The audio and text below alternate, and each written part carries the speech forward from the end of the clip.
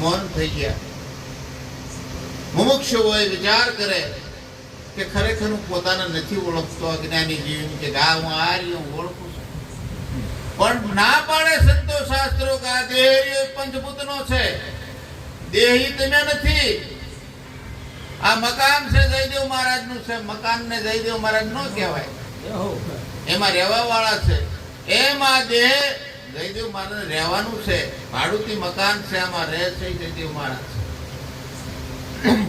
એને જાણવાની જરૂર છે મારા વાળા.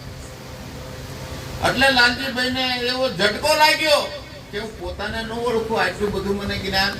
એની ઘડીએ પ્રતિજ્ઞા કરી 8 દીમાં બોલતો ચાલતો ઈશ્વર નો ઓળખું તો હું આ દેહનો ત્યાગ કરું. અત્યારથી અંજળનો ત્યાગ. 4 દી થઈ ગયા. આમ વિચારમાં મોડા પડવા માંડ્યા. માસ્તરને એમ થયું આ દેહ પાડી દેશે અને મને પાપ લાગશે કે. ગુરુ મહારાજને બોલાવ્યા, દેણોજી પુરુષોત્તમ મહારાજને, અને આમને આત્મજ્ઞાનનો ઉપદેશ કર્યો અને એની ઘડીએ નાચવા માંડ્યા. નક્કી થઈ ગયું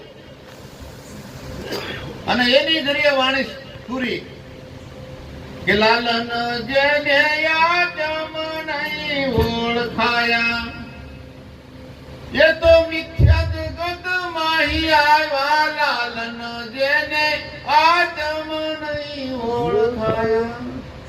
ગાંધી મહારાજ કહે છે જેને આત્મા નથી ઓળખું એ મિથ્યા જગતમાં આવ્યા. દેવોને દુર્લભ એવો આ માનવ દેહ છે, એનો વિચારનો કે લાવ્યા. માનવ દેહ મળ્યો અતિ મોંઘો કે ફોગટ જન્મ ગુમાવ્યા.